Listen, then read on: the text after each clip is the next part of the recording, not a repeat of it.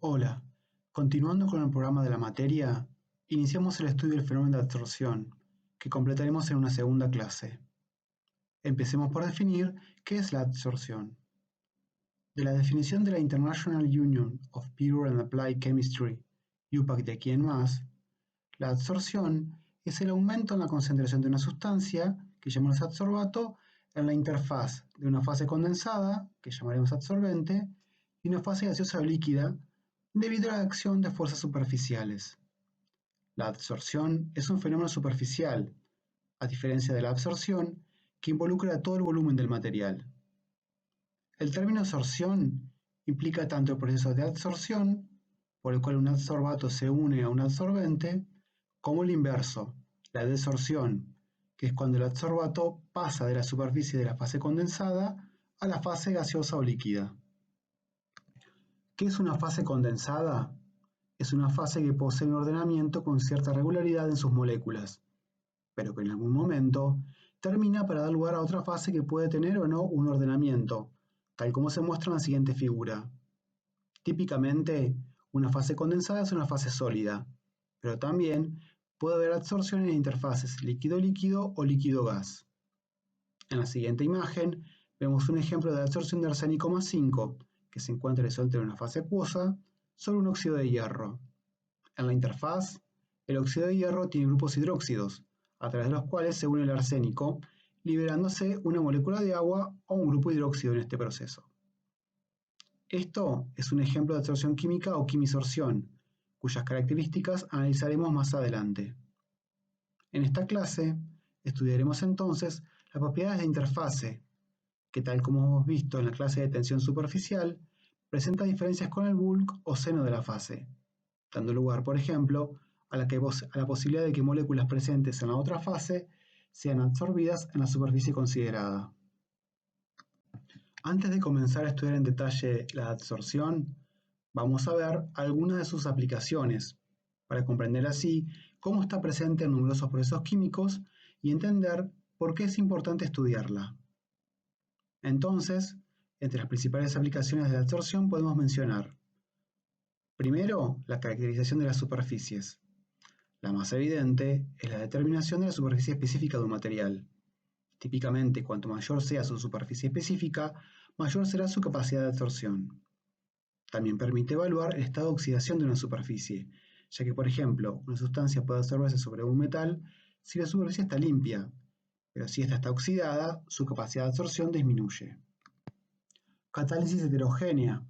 Esto lo verán en detalle en ingeniería de las reacciones químicas, pero por ejemplo, cuando hicieron la guía de seguimiento de equilibrio químico, donde se estudiaba la síntesis de amoníaco, se explica allí que es necesario el uso de catalizadores a base de hierro u otros metales para que la reacción ocurra a velocidades apreciables. En este caso en particular, la reacción se inicia en la absorción disociativa de nitrógeno. Otra aplicación es la remoción de contaminantes. Este proceso es especialmente importante para el tratamiento de aguas. Posiblemente estén familiarizados con los filtros domésticos de carbón activado, los cuales pueden retener compuestos orgánicos halogenados que dan mal sabor al agua y son tóxicos, como por ejemplo los metanos, clorometano, cloroformo y los clorofenoles. Estos filtros actúan reteniendo los contaminantes en su gran superficie activa, y una vez saturados, el filtro debe reemplazarse. Otra aplicación que tiene la absorción es la separación de mezclas. Este es un proceso que han visto si cursaron química analítica aplicada y es la cromatografía, tanto líquida como gaseosa, en donde los componentes de una mezcla se separan en función de la afinidad que tienen por una superficie sólida. Lo que veremos en este curso es una introducción a los mecanismos involucrados en la absorción, su análisis termodinámico y el estudio de las isotermas de absorción. Analizaremos en particular los fenómenos de superficie en los que la fase condensada es un sólido y la otra es una fase gaseosa. Sin embargo, muchos de los conceptos pueden aplicarse con facilidad al equilibrio de absorción sólido-líquido. Empecemos entonces por el estudio del sistema más simple, el equilibrio de absorción sólido-gas. Para estudiar la absorción, precisamos empezar por la superficie del sólido. Generalmente, suponemos que la superficie de un sólido es completamente regular, homogénea, sin defectos, en donde los átomos ocupan posiciones bien definidas de forma regular en una estructura bidimensional. La realidad es que las superficies suelen ser irregulares, con presencia de defectos y estequiometrías variables, con estructuras amorfas, presencia de óxido o hidróxidos, etc. Por ejemplo, tomemos un óxido de hierro, la hematita, de fórmula hierro 2 oxígeno 3. Cuando este óxido está en contacto con agua, ya sea líquida o vapor, ésta se absorbe y cambia su superficie, formando grupos hidróxidos en la superficie que cambian su reactividad química. Las superficies ideales son una estructura definida que permite comparar experimentos sobre distintas muestras del mismo material, facilitando su descripción teórica. Las utilizamos de forma equivalente a cómo empleamos la ley de gases ideales. Es un modelo simple que nos orienta sobre la respuesta de un sistema, y luego introducimos parámetros que corrigen el alejamiento del comportamiento real respecto de la idealidad. ¿Por qué se aleja una superficie del comportamiento ideal? Porque muchas veces este ordenamiento regular no es el que minimiza la energía libre por unidad de volumen, que como hemos visto es la condición de equilibrio de un sistema. Esta condición real será entonces la que 1. Minimice la fuerte repulsión entre iones del mismo signo, especialmente significativo en sólidos cristalinos donde las uniones de sus componentes sean de tipo iónico, como por ejemplo óxidos haluros. 2. Que asegure que el sólido es eléctricamente neutro, es decir, que no tenga un exceso de alguno de los iones. Esto no es necesariamente válido para el equilibrio de situación sólido-líquido, ya que esta fase líquida, en particular el agua, puede estabilizar excesos de carga, permitiendo que algunos sólidos tengan una carga neta positiva o negativa, lo que a su vez posibilita la absorción de iones de carga opuesta, lo que se conoce como absorción de pares iónicos. También permite que estos sólidos permanezcan suspendidos en forma estable en un medio líquido, ya que la repulsión entre partículas de igual carga evita que entren en contacto estrecho. 3. Por otro lado, cuando en el sólido la unión entre los elementos es de tipo covalente, se debe mantener la direccionalidad y el carácter discreto de todas las uniones covalentes. Y 4. El ordenamiento de los átomos debe ser tal que estos se ordenen de forma tan compacta como sea posible, ya que al ubicarse de esta forma, el número de enlaces por unidad de volumen es maximizado, y por lo tanto, la energía de enlace por unidad de volumen es minimizada. ¿Por qué aparecen defectos en una estructura cristalina? Usualmente, un orden perfecto da lugar a un mínimo de energía de enlace, pero este orden perfecto suele ser difícil de alcanzar, ya que, por ejemplo, pueden surgir efectos de enriquecimiento de cristal, como el enfriamiento del dióxido de silicio, que cuando es rápido se obtiene vidrio, que es estructura amorfa. Si es lento, ahí sí puede obtenerse el cuarzo cristalino. También puede verse por efectos que se generan por procesos que ocurren una vez que está formado el sólido, por ejemplo, por diferencias de temperatura que ocurren en el cristal, por efectos mecánicos como la molienda, etc. Además, al ser un sólido, es muy difícil que un átomo pueda desplazarse a través de la estructura cristalina para acomodarse en el orden perfecto. Todo esto lleva a que en un sólido el orden cristalino sea de corto alcance. En esta figura vemos el resultado de una simulación bidimensional donde se enfrían átomos de neón hasta su solidificación a 1 grado Kelvin. Pueden apreciarse diferentes tipos de defectos. Un defecto cristalino es cualquier perturbación en la periodicidad de un sólido cristalino. Suelen ser importantes en el estudio de procesos superficiales, ya que los átomos implicados en ellos son más reactivos al tener menos valencias cubiertas que el resto. Involucran variaciones en los estados electrónicos y en la energía de enlace. En la siguiente figura podemos ver la clasificación de los defectos de un sólido que más nos interesan respecto del fenómeno de absorción. Ya hemos analizado muy brevemente la topología de la superficie del sólido. Veamos ahora qué sucede en la fase gas que está en contacto con el sólido. Como el gas está a una cierta presión, las moléculas que lo componen chocarán periódicamente contra esta superficie, resultando algunos de estos choques inelásticos y quedando estas moléculas absorbidas a la superficie. A su vez, periódicamente, ocurrirá que algunas de estas moléculas vuelvan a la fase gas, hasta que la velocidad de absorción y desorción se igualen, llegando así al equilibrio. La cantidad de moléculas que están absorbidas es proporcional al número de choques de estas moléculas con la superficie. En la siguiente tabla se muestra el número de veces por unidad de tiempo que una molécula de gas choca con un átomo ubicado en la superficie de un sólido, en función de la presión del gas. Como puede apreciarse, a presiones normales, cualquier superficie estará rápidamente en equilibrio con la cantidad de aire N2 y O2 que puede absorber, dado el elevado número de colisiones por segundo. Por otro lado, si una superficie no está bajo ultra alto vacío, siempre tendrá moléculas absorbidas a su superficie, por efecto de las fuerzas de atracción intermoleculares como las de Van der Waals. Estas técnicas de alto vacío son empleadas cuando se quiere tener una superficie prístina, libre de moléculas de gas absorbidas. Otra forma de eliminar moléculas gaseosas absorbidas es bombardeando la superficie con iones, que excitan a estas moléculas absorbidas favoreciendo su paso a la fase gas. Ya analizamos a nivel molecular, nanométrico, cómo son las fases que vamos a analizar. Pasemos entonces ahora a estudiar la absorción de estos gases sobre los sólidos. Para empezar, analicemos qué pasa cuando una molécula de gas golpea una superficie sólida. Hay dos opciones en principio. Puede rebotar, con lo que tenemos una colisión más o menos elástica, o bien puede quedar retenida en la superficie, es decir, puede ocurrir el proceso de absorción. Una vez absorbida, esta molécula puede quedar retenida en el mismo sitio donde se absorbió, puede moverse o difundir por la superficie del sólido, puede reaccionar químicamente con el sólido o con otra molécula absorbida sobre esta superficie, puede disolverse o difundir hacia el interior del sólido, o bien puede disolverse volviendo así a la fase gas.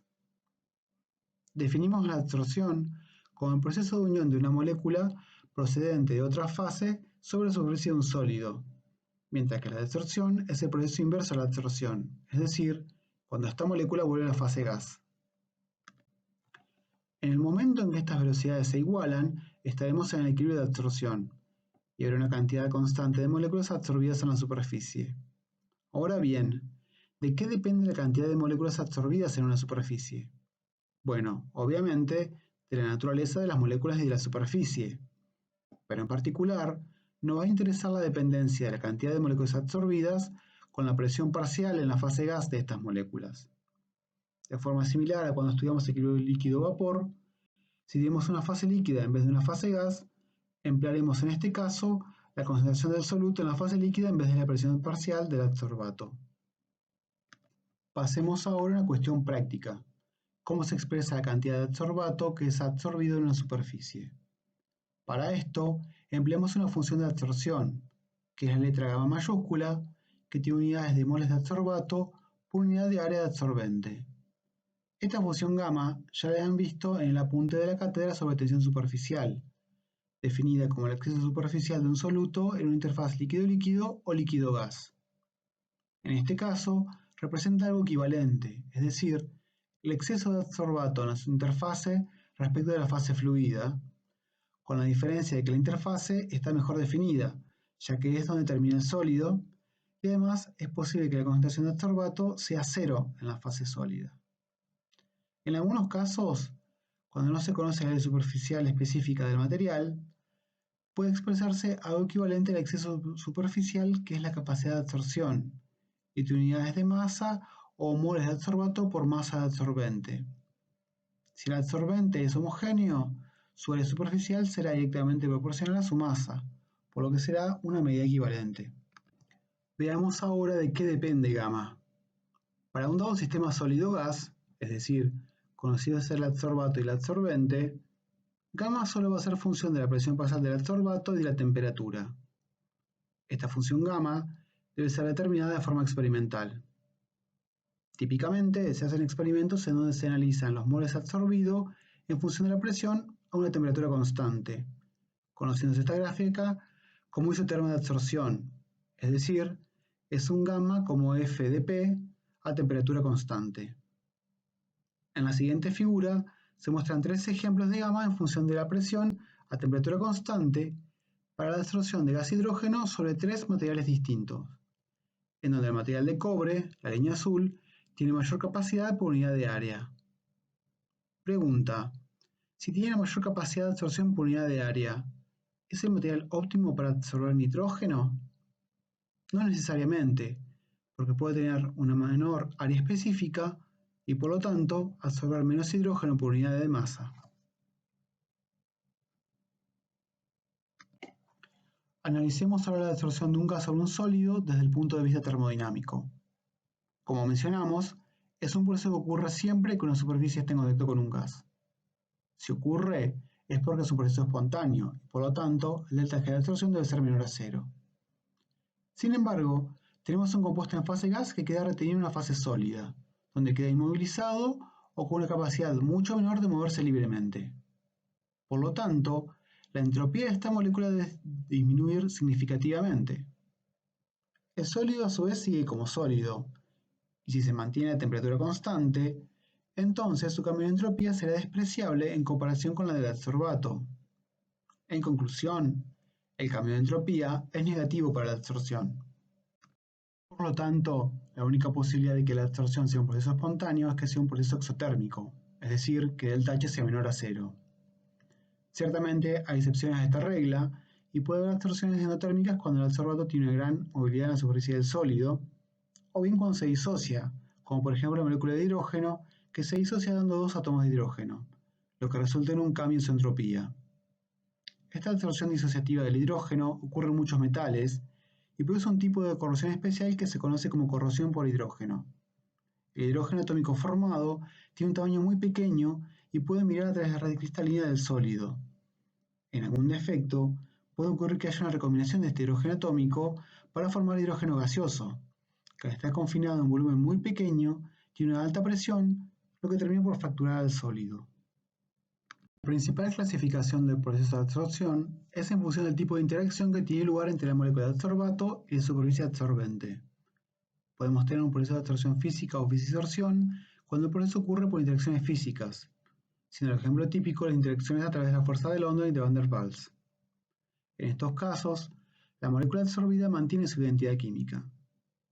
En algunos casos, la fisisorción puede involucrar fuerzas más fuertes, como las electrostáticas, aunque obviamente esta interacción existe en fase gas, interacciones ácido-base o unión hidrógeno, pero generalmente estas fuerzas más fuertes están involucradas en nuestro segundo tipo de absorción, la quimisorción, cuya principal característica es que el proceso ocurre con la formación de un enlace químico entre el adsorbato y la superficie, es decir, hay una reacción química que genera un nuevo compuesto. Ahora, analizaremos las principales características de estos procesos. Las principales características de la fisisorción es que, como vimos, se trata de una interacción débil, y el adsorbato puede rotar o difundir por la superficie del sólido. Además, la molécula fisisorbida mantiene su identidad, si bien su geometría puede verse distorsionada por las fuerzas de interacción tipo London y Van der Waals con el sólido. A su vez, como este tipo de fuerzas está presente en todas las moléculas, es decir, no son específicas, no existe selectividad en la fisisorción. Si hay varios compuestos distintos en la fase gas, todos van a fisisorberse en mayor o menor medida. Otra característica es que es una reacción rápida. Se alcanza rápidamente el equilibrio y este suele ser reversible. También tiene la característica de ser siempre un proceso exotérmico, con energías que están en el orden de las entalpías de condensación de la sustancia absorbida. Delta H de absorción máximo es entre 20 y 40 kJ por mol. Por último, podemos mencionar que este tipo de absorción puede ser con multicapa, es decir, se pueden formar una o más capas de adsorbato sobre la superficie, con una segunda capa depositándose sobre la primera. En la primera capa, el delta H de reacción será propio de la interacción entre adsorbato y adsorbente, pero para las siguientes capas, el delta H de absorción será cada vez más parecido al delta H de condensación del adsorbato, ya que a partir de la segunda capa, la interacción fundamental será entre las propias moléculas de adsorbato. En esta figura se mostró un ejemplo de proceso de fisisorción en multicapa. Veamos ahora la quimisorción, un fenómeno que fue descrito por primera vez por Irving Langmuir en 1916. Este proceso implica una fuerte interacción entre el adsorbato y la superficie, debido a que hay un enlace químico que se formó entre ellos. En consecuencia, el adsorbato tiene una movilidad mucho menor a la que tiene en la fisisorción. La quimisorción es específica, ya que hay reacciones que ocurren en algunas superficies y no en otras. Por ejemplo, la absorción disociativa del nitrógeno ocurre sobre hierro metálico, pero no sobre óxidos de hierro. Una particularidad de la quimisorción es que puede ser irreversible, con lo que el elemento no vuelve a fase gas. Por ejemplo, la absorción de vapor de mercurio metálico sobre una superficie de oro metálico. Otra de las características fundamentales de la quimisorción son las entalpías involucradas, que son del orden en las que se liberan en la formación de enlaces químicos. Los delta H de absorción en quimisorción son del orden de 100 a 400 kJ por mol. Normalmente la quimisorción es exotérmica, pero como vimos en el ejemplo del hidrógeno, también puede ser endotérmica. Finalmente, debemos mencionar que este tipo de absorción solo forma una única capa de adsorbato sobre la superficie, ya que no puede establecerse una unión química entre la superficie y una segunda capa, por lo que se dice que la quimisorción se restringe a la formación de una monocapa. Por último, hay que mencionar que la quimisorción siempre se inicia con una fisisorción. Algunos ejemplos de quimisorción gas sólido que podemos mencionar son los siguientes. La absorción de hidrógeno sobre metales, que como vimos involucra la disociación de esta molécula en dos átomos de hidrógeno. La absorción de etano, que también involucra una disociación parcial de la molécula a partir de la ruptura de un enlace carbono-hidrógeno y en menor extensión de un enlace carbono-carbono. La absorción de dióxido de carbono sobre óxidos metálicos, que generan iones carbonatos en la superficie de estos óxidos.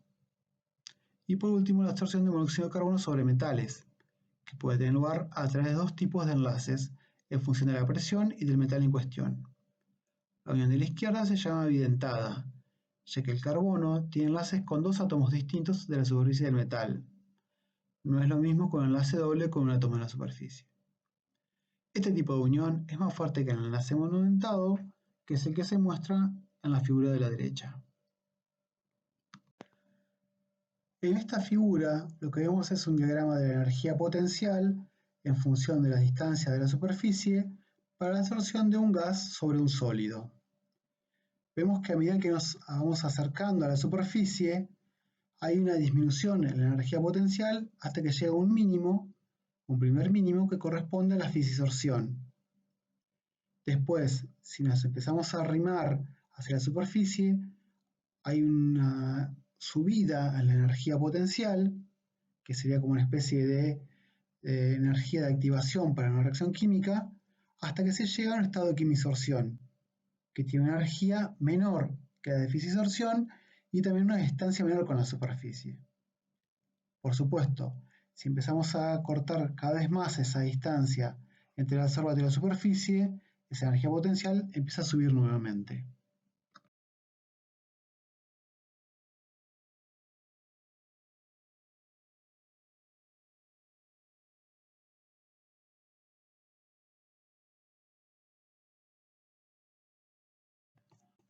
Aquí tenemos otra figura donde se muestra la energía potencial en función de la distancia de la superficie para la absorción de hidrógeno molecular y de hidrógeno atómico.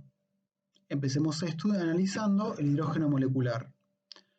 Cuando está en la fase gas, su energía potencial es cero, y a medida que nos acercamos a la superficie, llega a un punto en la interfaz que tiene un mínimo, que corresponde al estado de fisisorción. Después, si continuamos llevando el hidrógeno molecular hacia el metal, la energía potencial va a aumentar. Por su parte, el hidrógeno atómico obviamente tiene una energía potencial muy grande en la fase gas, ya que no es la especie estable. Estable sería el hidrógeno molecular. Sin embargo, a medida que nos acercamos a la interfaz, el hidrógeno atómico empieza a bajar su energía potencial hasta que llega a un punto en que se cruza con la energía potencial del hidrógeno molecular. Y a partir de allí, el hidrógeno atómico es el que tiene menor energía potencial.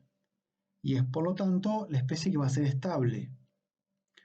Cuando llega a un primer mínimo en la interfase, antes de llegar al metal, tenemos el punto en el cual queda quemisorbido. A su vez, como ya mencionamos, el hidrógeno atómico tiene un tamaño muy pequeño y le permite difundir dentro del metal. Se difunde a través de la estructura cristalina del metal y tiene ciertos mínimos locales en función de la posición del cristal en donde se ubique. En función de que esta reacción sea exotérmica o endotérmica, es que se encontrará por encima o por debajo de la línea cero de energía potencial.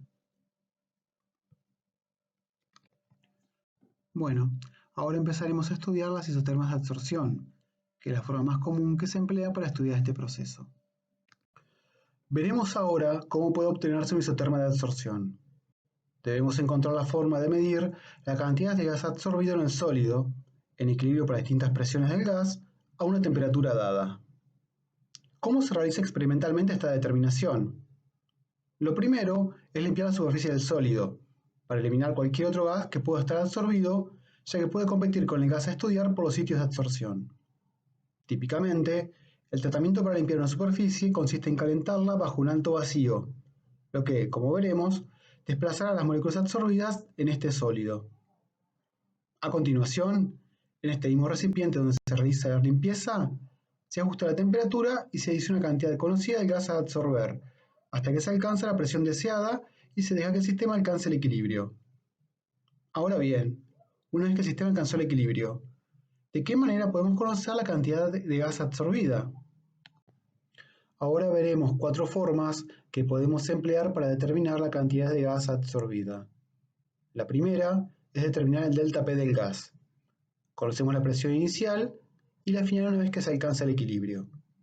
De la diferencia de presión y del volumen de gas del sistema, podemos determinar la cantidad absorbida. Otra forma es por gravimetría, esto es, pesando el sólido antes y después de absorber el gas, siendo la diferencia de peso igual a la masa de gas absorbido. La desorción flash consiste en calentar rápidamente la superficie, lo que ocasiona la desorción del gas. Se mide a continuación el aumento ocasionado en la presión, que será proporcional al gas liberado. La última forma que veremos es empleando métodos de flujo, en los que se hace pasar un cierto gas a P y T constante y se mide la diferencia de caudal entre lo que entra y lo que sale. Se registra esta diferencia como función del tiempo desde el inicio del experimento hasta el punto en que los caudales de entrada y salida sean idénticos. Luego se integra el área obtenida y se determina así el volumen de gas absorbido. Los experimentos anteriores se repiten a distintas presiones, registrándose la cantidad de gas absorbido a cada presión estudiada, manteniendo siempre la misma temperatura. En algunos métodos, como la gravimetría, se pueden ir haciendo pequeños incrementos en la presión, permitiendo que el sistema llegue al equilibrio antes de aumentarla nuevamente y registrando el peso sin necesidad de empezar nuevamente el experimento, lo que reduce el tiempo requerido para obtener la isoterma. Una vez que se llegó a una presión relativamente alta, que debe ser siempre menor a la presión de vapor del gas, ya que si la presión es mayor, el gas condensa, se empieza a reducir lentamente la presión, registrándose las cantidades de gas absorbido en equilibrio. Es decir, se realiza el camino inverso al inicial, lo que ayuda a caracterizar la superficie del sólido. Una vez que se tienen datos suficientes, se hace una gráfica del adsorbato retenido por unidad de área o de masa de absorbente versus la presión de equilibrio. Este gráfico se denomina isoterma de absorción. El término más comúnmente utilizado es Q, que es la cantidad de adsorbato por unidad de masa de absorbente. La cantidad absorbida puede expresarse en moles absorbido por gramos de absorbente o en volumen de gas absorbido por gramos de absorbente, siendo este el volumen calculado como gas ideal en condiciones normales de temperatura y presión por cuestiones históricas, es decir, 0 grados centígrados y 1 atmósfera. Tradicionalmente, las isotermas de absorción que se obtienen experimentalmente pueden clasificarse en 5 tipos de acuerdo con la clasificación de políticos de Brunauer. La UPAC agregó recientemente una sexta, escalonada, por lo que las clasificamos de 1 a 6 con números romanos. Las isotermas se detienen cuando se llegan a la presión de vapor, P asterisco.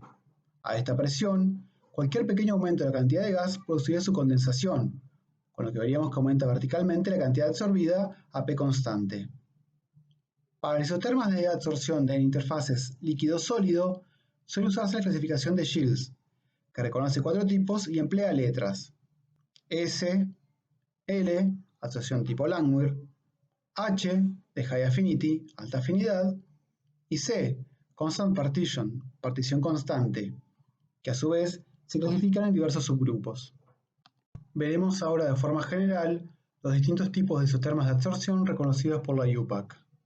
Empezaremos por el isoterma tipo 1, que es una típica isoterma de absorción en monocapa que ajusta un modelo de isoterma como la de Langmuir, que analizaremos en detalle en la próxima clase.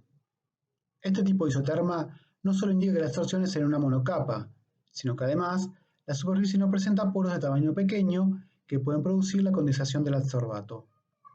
Un ejemplo típico de este proceso de adsorción es el amoníaco sobre carbón vegetal.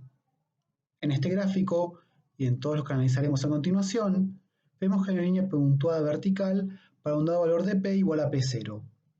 P0 es la presión de vapor del adsorbato, y si la presión supera esta presión de vapor, lo que tendremos entonces es la condensación del adsorbato, ya que según vimos en la primera clase de propiedades coligativas, a partir de esta presión, el potencial químico de la fase líquida será menor al de la fase vapor. El isoterma tipo 2 representa una adsorción física en multicapas, en donde hay un rápido ascenso inicial durante la formación de la primera capa, que tiene una entalpía de formación más negativo que el resto de las capas, es decir, el delta G de reacción es más negativo que para las capas siguientes. De forma equivalente, la constante de equilibrio para la formación de esta primera etapa es mayor que para el resto de las capas. Es típico de un absorbente que no es poroso o que tiene macroporos.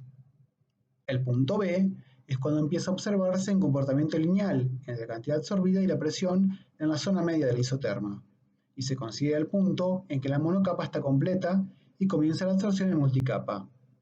Un ejemplo de un isoterma de tipo 2 es la absorción de amoníaco sobre sílica. El isoterma tipo 3 representa también una absorción física en multicapa, pero en este caso la constante de equilibrio de formación de todas las capas es la misma, es decir, la interacción adsorbato-adsorbente es similar a la interacción adsorbato-adsorbato y no puede distinguirse un punto de saturación de la monocapa, ya que la absorción en multicapa comienza antes de haberse completado la monocapa. Este tipo de isoterma es poco común, pero pueden citarse como ejemplos la absorción de bromo en sílica y la de nitrógeno en polietileno. El isoterma tipo 4 es un isoterma que presenta un loop o bucle de histéresis, es decir, el isoterma de absorción presenta una zona que responde de forma distinta si se empieza a absorber un gas a baja presión y luego esta última se va incrementando, que si se empieza absorbiendo un gas a alta presión y luego esta presión se va reduciendo, es decir, si se analiza la desorción. Este comportamiento está asociado con la presencia de mesoporos en el material, es decir, poros que tienen un tamaño comprendido entre 2 y 50 nanómetros que producen un efecto de condensación capilar, fenómeno que ya han visto en la clase anterior de tensión superficial. Basándonos en la ecuación de Kelvin vista en la clase de tensión superficial, sabemos que el sitio donde primero ocurre la condensación capilar será donde el radio sea menor. En el ejemplo mostrado en esta figura, será en el punto A. El poro queda bloqueado, impidiendo la difusión del gas hacia el interior hasta que la presión exterior empuje el tapón de condensación hacia el interior. El flujo de líquidos y vapor hacia el interior del poro continúa hasta que la presión en la zona B iguala a la presión que hay en la superficie de la partícula. Cuando se detiene el flujo, vuelve a formarse este tapón en A, así como también en aquellos otros puntos donde corresponda según la ecuación de Kelvin, repitiéndose el proceso hasta que el poro esté lleno. Para la desorción el proceso es inverso, ya que cuando reducimos la presión hasta un punto tal que el líquido en A debería empezar a evaporarse, en B el líquido debería haberse evaporado completamente por ser mayor su radio de curvatura. Sin embargo, el líquido que está en A lo impide, por lo que el líquido en la zona B está atrapado en el poro y no se desorbe. Cuando la presión se reduce lo suficiente para que el líquido se evapore en A, entonces todo el poro se vaciará de golpe. Ciertamente, el proceso de desorción no ocurre en condiciones de equilibrio, mientras que el de torsión sí, de ahí la histéresis. El fenómeno de histéresis es muy importante, ya que de su análisis puede establecerse una cierta distribución en el tamaño de los mesoporos. Hay que destacar que siempre la curva de desorción, es decir, hacia donde la presión se reduce, pasa por encima de la curva de absorción. El comportamiento inicial de una isoterma de tipo 4, antes del loop de histéresis, es muy similar al de un isoterma tipo 2, con una absorción inicial con una constante elevada para la formación de la monocapa, seguida de una región lineal. Ejemplos de isoterma de absorción tipo 4 son la absorción de vapor de agua sobre carbón activado y zeolitas y de nitrógeno sobre diversos materiales porosos. El isoterma tipo 5 también presenta un loop de histéresis, por lo que también presenta mesoporos y su comportamiento antes de este loop es similar al de un isoterma tipo 3, es decir, la interacción entre las moléculas de adsorbato es similar a la observada entre el adsorbato y el sólido. Finalmente, la isoterma tipo 6 es la llamada isoterma escalonada. Implica una absorción capa por capa sobre una superficie no porosa altamente uniforme. La definición de los escalones, es decir, cuán empinados son, Depende de la temperatura a la que se realice el experimento. La altura de cada escalón da idea de la capacidad de cada capa, e idealmente es constante, al menos por las primeras 2 o 3 capas. Ejemplos de este tipo de isotermas son la absorción de los gases nobles argón y criptón sobre el negro de carbón a temperaturas cercanas a las del nitrógeno líquido. En esta última transparencia mostramos, solo a modo de ejemplo, la forma de las isotermas de Gibbs, que representan modelos típicos cuando el adsorbato se encuentra en una fase líquida en vez de una fase gaseosa. Como podemos apreciar, para cada uno de los grupos, S, L, H y C, le corresponden varios subgrupos. Hay en total 5 subgrupos, de los cuales solo mostramos los dos más simples. La isoterma tipo S es inicialmente similar a la del tipo 3, pero llega a una cierta saturación. La isoterma tipo L es similar a la del tipo 1, mientras que la tipo H es similar a la L y a la 1, con la diferencia de que hay una gran afinidad entre el adsorbato y la superficie, y esto hace que la isoterma de absorción sea muy empinada a bajas concentraciones. Es decir, para que detectemos algo de adsorbato en la fase líquida, tenemos que tener un grado de saturación muy importante en la superficie, estando el equilibrio muy desplazado hacia la absorción. Por último, la isoterma tipo C muestra una relación lineal entre la concentración de adsorbato en solución y la que está absorbida, y es característico de los adsorbatos que pueden penetrar en un sólido poroso más fácilmente que en solvente. De esta forma, damos por terminada esta primera clase de absorción. En la próxima analizaremos las isotermas de absorción más comúnmente empleadas para sistemas gas sólido.